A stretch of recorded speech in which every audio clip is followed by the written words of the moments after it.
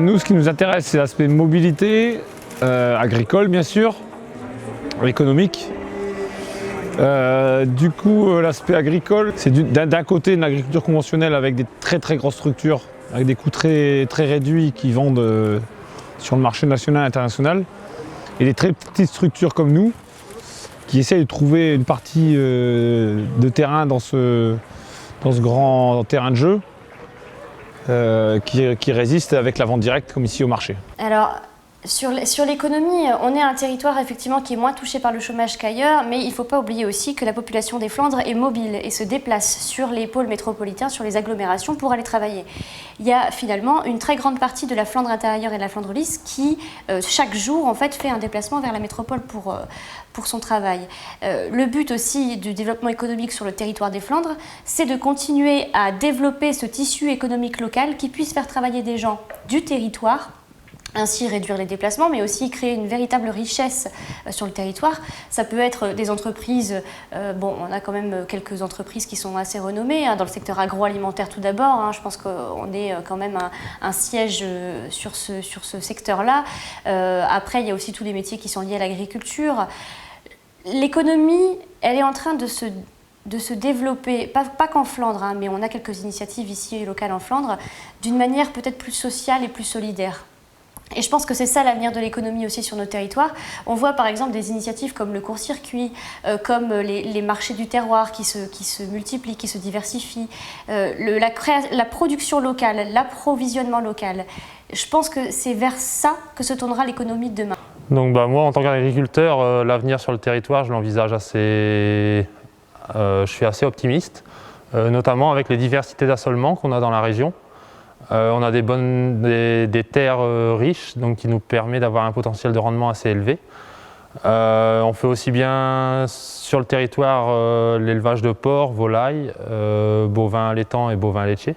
Donc je l'envisage assez bien, notamment à travers les circuits courts. Je pense qu'il faut produire local, essayer de vendre sa production pas trop loin de chez soi, notamment pour limiter les transports. Donc qui dit transport dit pollution, dit main-d'œuvre.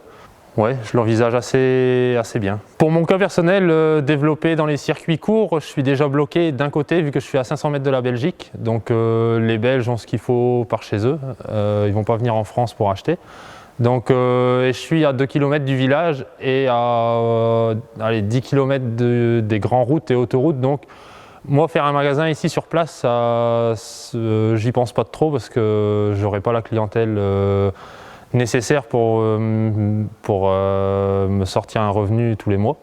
Donc pour moi, je penserais plus peut-être à l'avenir, si je veux développer dans les circuits courts, à faire un magasin avec d'autres agriculteurs qui ont, eux, des bovins, alors que moi j'ai que du porc, qui dit bovin dit lait, dit viande bovine, peut-être viande avicole, fruits et légumes que j'ai pas sur l'exploitation. Exporter déjà ça coûte, et ensuite exporter pour après c'est des accords commerciaux, mais exporter pour importer d'autres produits qui n'ont pas forcément été produits, cultivés ou tout ce qui est animaux élevés dans les normes bien-être de la France, je pense pas que c'est une solution. Je pense qu'il faut produire local pour développer les produits agricoles localement et consommer local. J'ai 25 ans, j'ai la chance d'avoir un boulot, mais je pense aussi aux personnes que j'ai côtoyées au collège, au lycée, dans les Flandres, qui n'ont peut-être pas forcément de boulot. Je pense à ça, j'aimerais du coup qu'il y ait forcément moins de chômage, voire plus du tout, mais aussi que les personnes qui sont à la tête de petites entreprises, de petits magasins, des commerces de prêt-à-porter féminin par exemple dans des grandes villes, conservent leur boutique, parce que voilà, c'est la base, ça crée de l'emploi et ça crée aussi du dynamisme dans les villes, et c'est hyper important. Je pense notamment aussi aux artisans, aux ébénistes, aux tailleurs de pierre, qui galèrent un peu parce qu'ils se font un peu manger par les grosses boîtes, les grosses entreprises, par les firmes multinationales. Donc il faudrait conserver ça, c'est important, quoi. Une partie de la nourriture qui est produite ici va plutôt à l'export. On va aller de plus en plus vers une production agricole qui va servir à la consommation locale parce que ça va devenir logique d'un point de vue des économies de pétrole. Et voilà, ça va contribuer à ce qu'on appelle la résilience. Et on entendra de plus en plus parler de ce mot, la résilience vis-à-vis d'un choc pétrolier par exemple, ou d'une raréfaction des ressources à l'échelle de la planète. On va avoir des répercussions ici localement qu'on peut difficilement encore mesurer parce que mais en tout cas on doit s'y préparer pour pas subir le choc mais l'apprivoiser en quelque sorte. Par rapport au film Demain qui a été diffusé, qui a eu un bon succès ici d'ailleurs au Flandria, y a toutes ces thématiques de l'énergie, de se nourrir, donc de l'importance de se nourrir sur le territoire, d'une nourriture saine et produite localement. Il peut y avoir aussi une réflexion sur l'économie à travers une monnaie locale. Du coup, à quelle échelle? Est-ce que c'est à l'échelle d'un territoire de la Flandre ou à l'échelle d'une ville, ou d'une ville et de plusieurs communes autour? Mais développer cette monnaie locale qui est un super outil pour la résilience locale.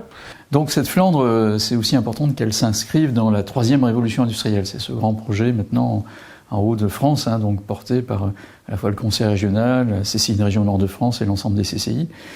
On souhaite aussi incarner cette 3e révolution industrielle ici sur le territoire. Ce sont les énergies renouvelables, c'est aussi notamment toute la partie matériaux, donc puisqu'on est un territoire agricole, comment avec aussi ces sous-produits agricoles, donc sans toucher pour autant à l'alimentation, il faut faire attention à ça, mais transformer une partie de ces ressources agricoles en produits agrosourcés. On a par exemple ici sur des cultures de lin. Avec le lin, on sait faire plein de choses. On sait fabriquer des produits, notamment des panneaux de porte automobiles, par exemple, ou on connaît une entreprise qui fabrique des pales d'éoliennes à partir de fibres de lin. Le lin, c'est très intéressant, ça pousse assez facilement ici, ça nécessite très peu d'intrants, donc engrais, pesticides, pas besoin de tout ça pour faire pousser du lin, ça pousse tout seul. Donc c'est une plante assez géniale et qui pousse ici sur nos territoires. Alors voilà, cette dynamique 3e révolution industrielle, c'est à la fois les ressources renouvelables, mais c'est aussi de nouveaux modèles économiques, par exemple l'économie circulaire. Alors on pourrait parler d'économie de proximité. On a depuis pas mal d'années déjà, par exemple la production de produits ici localement au travers des AMAP, les fameuses associations de maintien de l'agriculture paysanne, qui associent à la fois des agriculteurs et des consommateurs, mais aussi des circuits courts. D'ailleurs, une nouvelle initiative qui s'appelle le court-circuit. Voilà. Bon, c'est très très intéressant. Quand vous prenez le train, vous pouvez faire vos courses en sortant du train à la gare de Bailleul, c'est très sympathique. 5 dernières années, ce territoire a vraiment évolué. Aujourd'hui, c'est concret. Moi, les rêves que j'avais il y a 5 ans de travailler que des produits locaux, aujourd'hui, je peux le faire. Sauf sur un seul produit, c'est le sel. Donc si le temps continue à être comme ça, c'est cool, il y aura de l'évaporation, parce que pour faire du sel, il faut de l'eau salée et de l'évaporation. On a de l'eau salée, mais sinon tout le reste est local. Et c'est vrai qu'aujourd'hui, c'est concret, parce qu'il y a une nouvelle génération qui s'est installée, qui s'est mise en place et qui a souhaité rester ici, même si c'est pas forcément le chemin le plus court et le plus simple. Mais je pense à des mecs comme Bertrand, comme Driss, mes maraîchers, je pense à Charles-Henri, le boucher, qui me sort des produits d'une qualité extraordinaire en local. Et ça, c'est top. Donc j'espère qu'on va continuer comme ça sur un truc qui est très simple. En gros, pour moi, c'est la nouvelle tradition, quoi. Parce que ce qu'on fait, c'est ce qui se faisait il y a un siècle, mais on le remet au goût du jour. Je pense qu'on allait trop loin dans les conneries, dans l'agriculture, dans l'élevage intensif, dans la cuisine, pareil. De toute façon, on a tous suivi ce mouvement-là. Et aujourd'hui, il y a un vrai retour aux sources. Et c'est super important parce qu'il ne faut pas perdre notre histoire. La culture, les produits d'ici, moi, dans mon cas, les plantes sauvages, les herbes, des choses qu'on n'a que ici. Et puis, on a un terroir qui est tellement riche. c'est hallucinant, personne ne le sait en France. Quand on parle de terroir, déjà la Flandre, ils savent pas où c'est, ils savent pas ce que c'est. Ils pensent que c'est forcément la Belgique. Et voilà, il faut continuer à se battre pour faire rayonner ce coin de France qui est génial, quoi. Ce que j'espère, c'est qu'on arrivera à trouver peut-être un sujet prépondérant qui pourra marquer le territoire. Vraiment, quand on voit les réussites sur l'homme Lille qui a été Euratechnologie pour les nouvelles technologies, quand on voit le succès d'Eurasanté à Los sur toutes les politiques de santé, à Lens, il y a également un cluster sur tout ce qui est politique pour les seniors. Ici, en Flandre intérieure, on doit réussir à trouver le thème, comme l'agroalimentaire, l'agriculture peut-être, dans lequel on pourrait éventuellement avoir un pôle de recherche, un pôle d'excellence, et qui pourrait faire rayonner notre territoire, qui pourrait aider les entreprises d'agroalimentaire ou notre agriculture qui nous permet d'avoir ces magnifiques paysages, pouvoir les aider à basculer dans un autre type d'agriculture par exemple. Ça peut être un thème à développer. Ça peut être un cluster, ça peut être un ensemble de développement économique sur un sujet particulier. On a une bonne situation entre Lille et Dunkerque, bien que la métropole lilloise, elle pompe économiquement énormément, mais je pense qu'on a aussi des cartes à jouer. Par contre, là, c'est plus difficile d'avoir une vision, parce qu'on est dans un climat, je trouve, aujourd'hui, économique, social, de vie qui est en train de changer. Nous, on le voit, on le sent en tant que restaurateur, on le sent au quotidien parce que les gens sont toujours plus pressés, ils ont de moins en moins le temps, surtout le midi, pour manger. Donc on voit bien qu'il y a des changements d'habitude, des changements de façon de faire, de façon d'être. Mais elles ne sont pas cadrées encore. On a la chance d'avoir un pôle d'activité économique en plusieurs endroits, des pôles qui fonctionnent bien, dans un environnement protégé, donc qui est très apprécié des entreprises. Donc ça, c'est la poursuite de la politique qu'on va mener. Et puis maintenant, il y a les nouvelles dispositions, là, le Fad Lab et tout ça, mais ça, c'est autre chose, mais ça se développe. Donc tout ça, effectivement, ça va se développer dans les 10 années à venir, hein, je pense, mais là, on a vraiment dans ce territoire tous les moyens, qu'ils soient qualitatifs, quantitatifs, et aussi on a une population qui travaille bien, donc pourquoi s'en priver? Oui, alors pour ce territoire de Flandre intérieure, c'est aussi très important d'être connecté, hein, d'être vraiment dans une économie connectée, dans une société connectée, voilà, parce que ça ouvre plein d'opportunités pour les entreprises.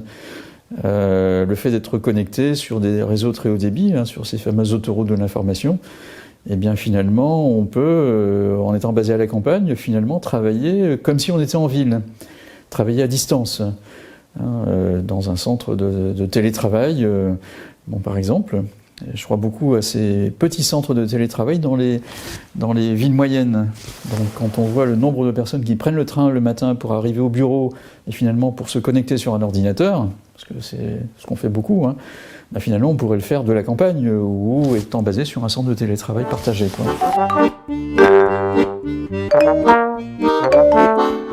Mais sur l'aspect mobilité, nous, on a par exemple les un tiers de notre marché qui se situe à Lille, avec les restaurants. Et le Nord-Pas-de-Calais, de ce point de vue-là, est assez pratique. Parce qu'on a la 25 qui est pas loin. Et du coup, d'ici 10 ans, à mon avis, on aura beaucoup de grosses transformations avec des gros axes. Donc comme il y a la RN 42 là, qui va passer encore être élargie là, sur le dernier tronçon, qui pour nous sont mine de rien assez pratiques. Parce que pour se faire livrer du matériel, des plans, c'est quand même le luxe. Nord-Pas-de-Calais, c'est le luxe. C'est un peu un désavantage au niveau, on va dire, environnemental, mais bon, c'est un équilibre à avoir. Alors c'est vrai que la mobilité recoupe ce thème du développement durable, puisque aujourd'hui on voit se développer de plus en plus de mobilité que je qualifierais de collective. Alors au-delà des blabla-cars, etc., enfin, toute l'infrastructure technique qui se met en place par rapport à ça. On a par exemple la Métraigne, une réalisation très concrète, c'est une aire de covoiturage qui a été aménagée par le département du Nord, donc juste au moment de prendre l'autoroute A25.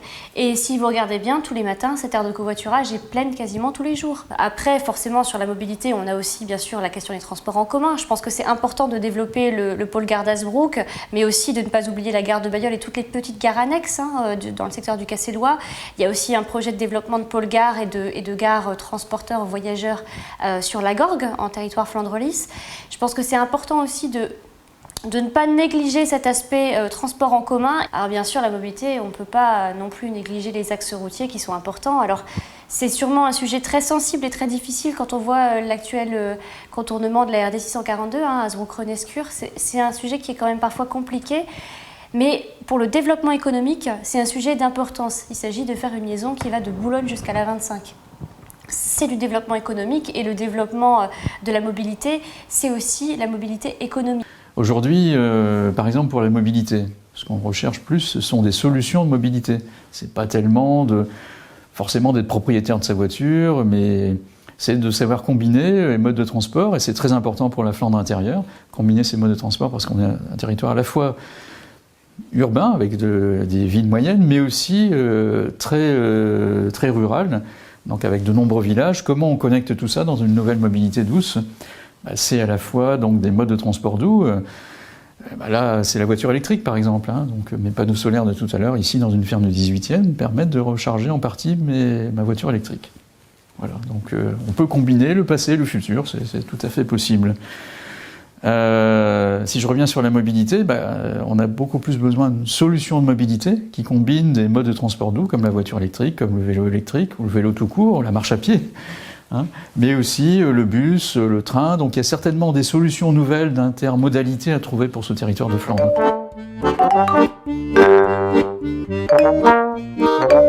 Alors les Flandres, c'est quand même un territoire qui est atypique, puisqu'il est entre la communauté urbaine de Dunkerque et le Mail. Et on est vraiment le poumon vert, je dirais, du Nord-Pas-de-Calais. Donc moi je vois en termes de perspective plutôt un territoire qui sera vraiment axé sur le développement durable, et notamment à travers le SIECF, puisqu'on a pris la compétence numérique, le déploiement effectivement de la fibre optique, qui est allé jusqu'en 2025, mais pour lequel on s'est engagé dans le cadre d'une convention d'entente avec la CCFL, la CCFI et la CCHF, de donner un soutien justement pour accélérer l'accès tout au moins à la fibre optique. Donc ça nous permettra effectivement en termes de développement de pouvoir aussi développer tout ce qui est aussi accès au travail, mais travail qui est sédentaire, au Fab Lab et notamment aussi au télétravail. Il y a la question de l'énergie, et donc ça c'est se réapproprier, pourquoi pas une Flandre demain avec une énergie, une autonomie en production d'énergie, comme des villes comme Copenhague deviennent autonomes en énergie, la Flandre pourrait devenir autonome en énergie. Ce qui me tient également à cœur, c'est de développer également des savoir-faire donc, dans le domaine de la méthanisation. Donc c'est en projet. Il faudrait que des partenaires justement puissent nous aider donc à participer à cette action, et nous pourrions donc accompagner les agriculteurs dans l'implantation d'usines de méthanisation. Il y a beaucoup de mouvements, c'est une société qui bouge beaucoup, mais il y a quelques éléments sur lesquels on a quelques certitudes, notamment parce que ça correspond à un mouvement national, européen, voire mondial. J'entends par là la transition énergétique, mais aussi toute l'évolution du numérique, et donc le fait d'avoir une société qui sera de plus en plus communicante, numérisée, digitalisée, avec en arrière-fond un souci d'économie d'énergie, de modification des habitudes des consommateurs qui vont devenir de plus en plus acteurs de leur consommation. Et en cela, ERDF se positionne donc sur bien sûr la maîtrise de l'énergie, mais aussi donc en apportant des solutions innovantes, technologiquement innovantes, au travers de la numérisation du réseau, qu'il soit moyenne tension ou basse tension, avec notamment le déploiement des compteurs Linky. Sur le territoire des Flandres, que ce soit autour de la méthanisation, du photovoltaïque, de l'éolien, du micro-éolien, toutes ces nouvelles énergies, à un moment donné, ont un impact sur le réseau, puisqu'ils viennent sur le réseau, alors qu'habituellement on a une vision du réseau qui est assez descendante. Aujourd'hui, elle sera plutôt bijective entre la consommation et donc la production. Donc ça, et Linky, encore une fois, facilitera en tout cas ces nouveaux usages de l'énergie. Bien sûr, c'est aujourd'hui possible. La loi de transition énergétique, les directives européennes, et c'est un phénomène qui dépasse nos frontières et qui touche évidemment aussi la Flandre, qui est un territoire rural, pourra changer aussi ces modes de production. Alors il y aura toujours, il ne faut pas non plus refaire le monde complètement, il y aura toujours des productions importantes et centralisée, mais la production décentralisée localement se développera inévitablement avec en parallèle une meilleure maîtrise de l'énergie. Donc c'est à la fois bien maîtriser sa consommation et produire aussi localement. Et le réseau est au cœur de cette évolution. On est encore beaucoup trop dépendant des ressources fossiles et ça conduit du coup à beaucoup de questions liées au changement climatique, liées aux pressions importantes sur l'environnement. Comment demain, finalement, beaucoup mieux mettre à profit les énergies renouvelables? Et là, il y a vraiment un enjeu important aussi en Flandre. Alors les énergies renouvelables, quelles sont-elles? Bon, bien sûr le soleil, ici c'est une ferme du 18e, mais il y a des panneaux photovoltaïques. Bon, voilà. C'est aussi donc le vent. Le vent, on a du vent, beaucoup de vent ici à exploiter. Ça peut être, on pense beaucoup aux grandes éoliennes, mais ça peut être aussi des éoliennes, des petites éoliennes. Donc on parle même d'arbres à vent par exemple. C'est aussi, puisqu'on est une région fortement agricole, par exemple la biométhanisation. Donc comment utiliser donc, eh bien, les déchets agricoles ou les produits, sous-produits agricoles pour en faire du biométhane que l'on peut directement injecter dans le réseau. Et ça nous permettra donc avec du gaz vert, vraiment vert et renouvelable, et finalement aussi de répondre à de nombreux besoins énergétiques.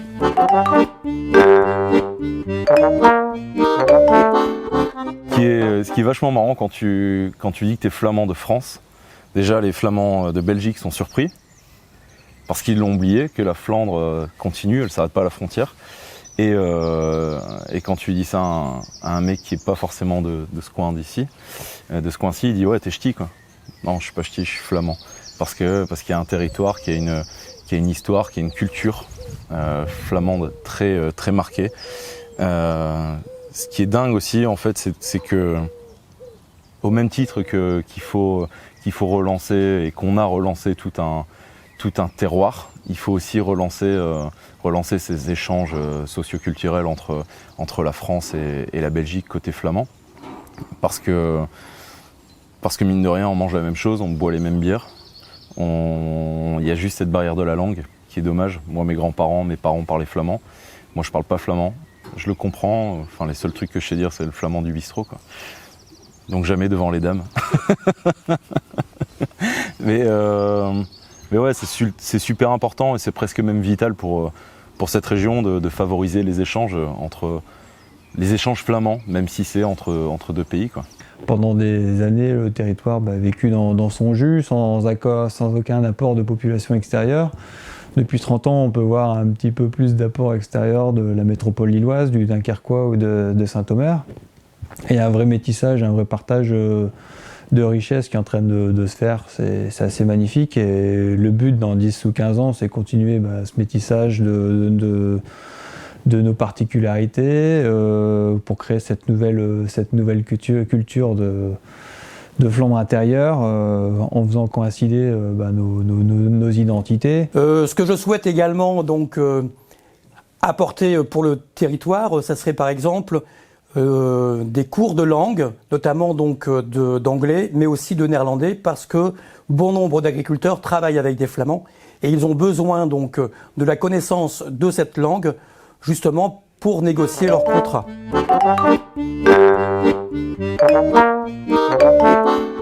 Touristiquement, je pense que le tourisme en Flandre, il est indissociable du territoire.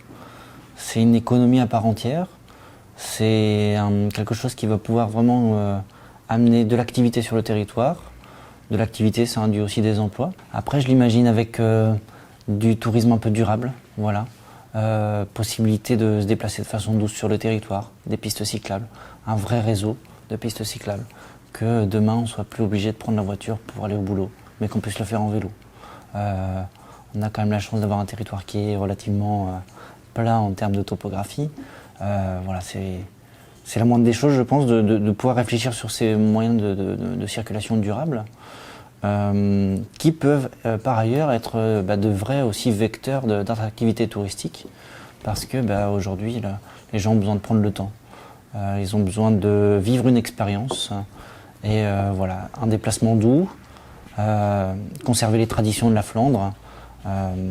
C'est alors les symboles les plus forts, mais les estaminets, ou alors ces traditions sur le tir à l'arc vertical, ce genre de choses. Tout ça, ce sont des choses importantes qui, je pense, doivent être conservées et valorisées. Toutes ces activités, ces traditions, c'est aujourd'hui là-dessus qu'il faut miser. On a besoin de repères. Aujourd'hui, la majeure partie de la population vit dans des villes, et on est tous en manque un petit peu de nos origines rurales, nos origines de la terre. Donc c'est important qu'on puisse conserver toutes ces traditions, tous ces repères, pour servir de référence aux gens de Flandre qui partent à l'extérieur et qui reviennent au pays, entre guillemets, ou même aux gens qui habitent en ville et qui viennent découvrir un pays. Voilà, qu'on puisse leur montrer qu'on est un pays ancré dans les traditions. On a une histoire qui est très forte, on a une histoire passée, une histoire présente, mais surtout une histoire future, et on a tous notre rôle à jouer dans cette histoire future. On peut se projeter sur l'avenir. Et notre territoire rural, avec des gens courageux, des gens fiables, c'est une petite région au cœur de l'Europe aujourd'hui. Si on se projette, parce qu'on est européen naturellement, si on se projette sur l'avenir, on est un lieu de passage. On est un lieu attractif, on ne le sait pas toujours, mais on a des magnifiques petits villages. Donc je pense que pour l'avenir, il faut essayer de conserver des personnes qui passent chez nous. Donc le tourisme peut tirer une petite étiquette, parce que vous savez, ça crée quelques emplois. Et si dans chaque village, on peut mettre en valeur nos commerçants, nos artisans, nos restaurants, l'accueil à la ferme, les chambres d'hôtes, c'est tous des emplois de gagner. Et ça valorise. On a des villages charmants, je vous l'ai dit, la campagne profonde autour de Cassel, les petits villages alentour de Cassel sont magnifiques. On y habite, on ne s'en rend plus compte. Et moi, j'ai la chance de voyager dans le monde entier. Et quand je reviens ici, je me dis, quelle chance, quel flamand, que de vivre ici sur ce territoire. On a des pôles touristiques très importants. Ici, à Steinberg, je parlais de Steinberg parce que je connais bien, on a la chance d'avoir, on a un gîte rural de groupe. On peut prendre 35 personnes. Eh bien, c'est tout le temps demandé. Il y a des gens tout le temps, tous les week-ends, quoi. Donc, on attire une population, parce que, je veux dire, on a un paysage qui est quand même assez intéressant à la porte de l'île. Donc il y a beaucoup de gens qui viennent ici, que ce soit pour des adultes, pour des réunions de famille et tout ça. Alors comment je vois ce territoire moi je pense qu'il peut encore évoluer, parce qu'on est bien placé. Justement, on a un territoire qui est pas enclavé, mais qui se trouve entre l'île et la côte. Et je trouve que ça, c'est un bel atout, et qu'on a encore de quoi faire venir les gens. Il y a des Belges qui aiment bien venir. Donc il faut absolument, je pense, travailler sur ce côté tourisme, qui ne sera pas un tourisme de longue durée. Les gens ne vont pas venir passer leurs 3 semaines de vacances. Mais un tourisme d'une journée, 2 jours, 3 jours, ça me paraît super intéressant. Et je crois qu'on doit le travailler. C'est pour ça que tout à l'heure, il y a 2 minutes, je parlais de la forêt de Nièvre, parce que je trouve qu'on a ici autour d'Hazebrouck un très beau massif forestier, mais qui a besoin peut-être d'être mieux mis en valeur. Alors bien sûr, tout ça c'est de l'argent, c'est des sous, c'est pas facile à mettre en place.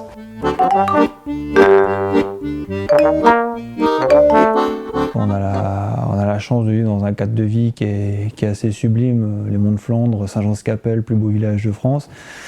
Bon, de Flandre, à mes yeux, on va dire.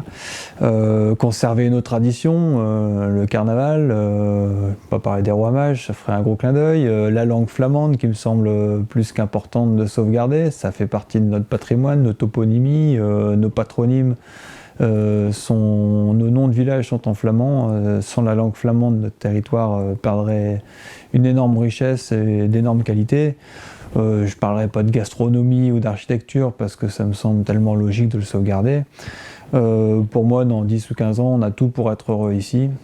Alors, il y a plusieurs aspects sur cette question environnementale. Il y a d'abord l'aspect réduction des déchets. Et ce, à tous les niveaux, qu'on soit particulier ou qu'on soit un entrepreneur.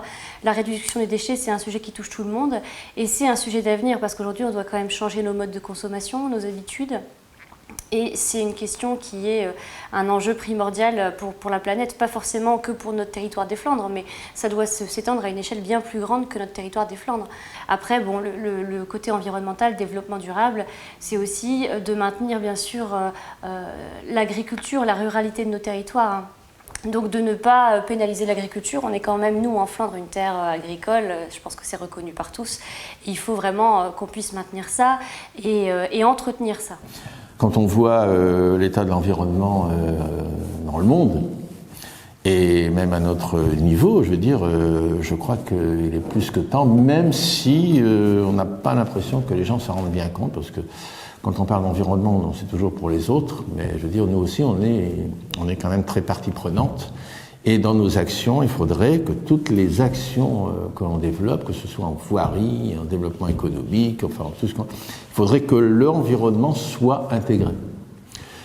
Je dis toujours, il ne faudrait pas qu'il y ait de service environnement ou de ministère de l'environnement ou même ici de délégation vice-présidentielle à l'environnement. Il faudrait que d'emblée, l'environnement soit pris en compte.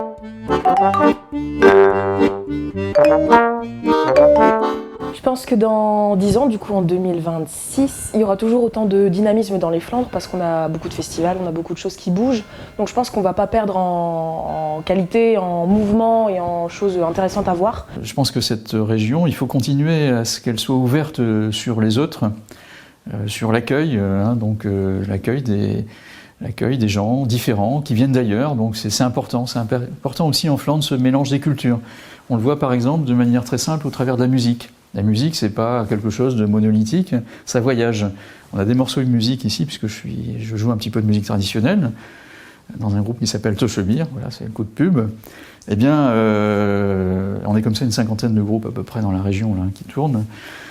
On s'aperçoit que certains morceaux, ils sont pratiqués en Italie, ils sont pratiqués dans le centre de la France, ils ont voyagé comme ça en changeant de nom. Mais finalement, on trouve les mêmes registres dans ces morceaux. C'est assez étonnant. Ça montre que finalement la musique s'enrichit, la culture s'enrichit finalement par le partage entre les hommes et les femmes. Écoute, moi ça fait du coup une dizaine d'années là que je travaille sur le secteur, sur le domaine de la culture, je pense, avec le Barabao et sur différents événements qu'on peut faire avec la ville et d'autres assos, voilà. Et c'est vrai que on a quand même la chance d'avoir un territoire qui est riche en ce domaine-là. Moi, je vais parler de la culture, étant donné que c'est un peu plus mon domaine en tout cas. Et c'est vrai qu'on voit qu'il y a un potentiel énorme ici. Et j'ai l'impression qu'il y a de plus en plus de petites structures, d'assos, qui travaillent ensemble, de ville en ville, de village en village, et pour créer plus de choses communes. Et on va dire que ce que j'espère, c'est que dans 10 ans, tout ça fait une grosse énergie et que ça se développe. Je pense qu'il y a un potentiel énorme là-dessus et que ça commence depuis une période de temps. Voilà, moi 9 ans ici, c'est pas énorme, c'est pas un gros laps de temps, mais je trouve que ça évolue positivement dans ce sens-là.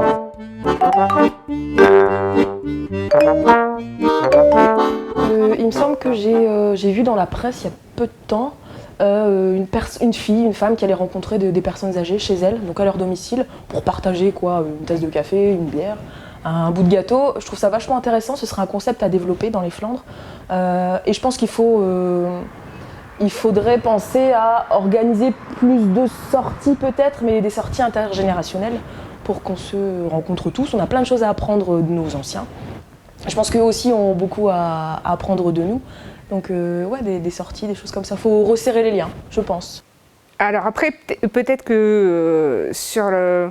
Là, je vais pouvoir peut-être y revenir, parce qu'avant, je travaillais sur le bassin dunkerquois, et l'accueil des jeunes n'est pas forcément le même, et je me dis que, plus précisément peut-être en Flandre, un accueil plus régulier qui va permettre aux jeunes d'avoir une plus large amplitude horaire. Je pense que ça peut les intéresser de pouvoir avoir des lieux dans lesquels d'ailleurs ils puissent se retrouver, échanger, discuter. Ça, donc, ça serait plus précisément pour les Flandres. Et après, de manière plus générale, je ne pense pas qu'il y aura forcément beaucoup de changements. Les jeunes, ce qu'ils demandent, c'est pouvoir avoir un lieu où être écoutés et pouvoir se poser et discuter entre eux. Sur l'éducation, pourquoi pas sur le territoire, dans 10 ans, j'espère même avant, que toutes les écoles du territoire deviennent des éco-écoles.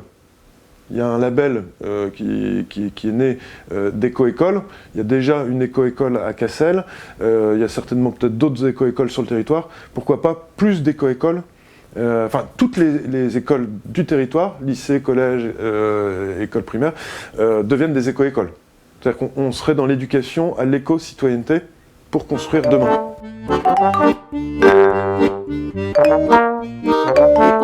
Enfin, on valide les constats d'un changement climatique qui est en cours. On valide le fait que ce changement climatique va engendrer certains changements qui seront des changements migratoires, des changements économiques, des changements aussi démocratiques. Et du coup, c'est comment on se prépare à ces changements. C'est-à-dire que ça peut être, entre guillemets, catastrophique, mais on peut bien vivre ça si on s'y prépare. Et du coup, l'idée, c'est que moi, le changement, la vision de la Flandre de demain, c'est une vision d'un territoire qui se prépare à tous ces changements. Voilà. Et qui met en place des actions, voire des formations aussi, auprès des citoyens, pour se préparer à tous ces changements. Il y a un changement qui est en cours, qui ne nous touche pas directement, nous, en Flandre, parce qu'on est moins touchés, je dirais, sur l'échelle de la planète, mais qui vont nous toucher indirectement assez rapidement, voire on l'est déjà avec des vagues migratoires. Voilà, il y a quelques impacts quand même dont on peut sentir les prémices, quoi. Comment les habitants participent demain, dans 10 ans, si on parle dans 10 ans, d'un point de vue de la démocratie, comment on va faire pour que les habitants de la Flandre participent et participent plus à la démocratie sur le territoire, en allant pourquoi pas jusqu'à des manières de participer qui soient plus fortes encore que la simple consultation, qu'on puisse aller jusqu'à de la co-construction, de la co-décision, de ne pas avoir peur d'avancer dans les pas de l'implication des publics, en quelque sorte, concernés sur le territoire.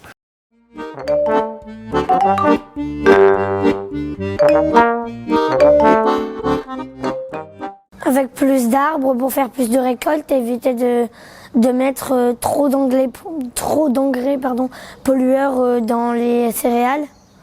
Ce serait plus simple parce que les arbres ça pousse naturellement. Il faudra arrêter les plateformes pétrolières de prendre le pétrole. Les voitures électriques, plus de voitures gasoil et essence. Et on trouve des autres énergies comme l'électricité et les autres trucs. D'accord. Que chaque maison, les toits soient en panneaux solaires, qu'on ait tous un jardin avec une mini-éolienne pour avoir sa propre énergie, que les cultures soient avec des engrais bio et que ce soit des robots qui s'en occupent, qui soignent les plantes, qui ne leur fassent pas de mal. Il y ait plus de centres verts avec des arbres et des plantes parce que les plantes, c'est important pour la planète parce que c'est important. Qu'il y ait plus de panneaux solaires, d'éoliennes, des engrais bio et des transports écologiques. Plus se déplacer à vélo sans utiliser d'énergie ou alors plus des transports en commun. et que du coup ça polluerait moins. Par exemple, sur des courtes distances, on n'utilise pas la voiture, on peut aller à pied ou à vélo, ce serait plus simple. À propos de la pollution, moi j'ai une crainte, c'est pour les animaux, parce que personnellement, moi j'adore les animaux, et comme il y a de la pollution, bah, ils peuvent en mourir. Construire des stations d'énergie, ou alors des sortes de parcs avec plein d'éoliennes, ou énormément de panneaux solaires. Mais plus dans les Flandres parce que je sais qu'il n'y en a pas beaucoup. Il y en a plus dans le sud et voilà. Dans le sud parce qu'il y a beaucoup plus de soleil, donc il peut y avoir beaucoup plus d'électricité. Ça pollue, au moins ça pollue moins. Ça pollue même beaucoup moins. Mais après il faut aussi fabriquer des bornes pour les recharger. Des bornes, par exemple, sur les parkings de magasins, dans des parcs, ou alors faire juste à côté des éoliennes. Au moins, l'électricité n'est pas transportée.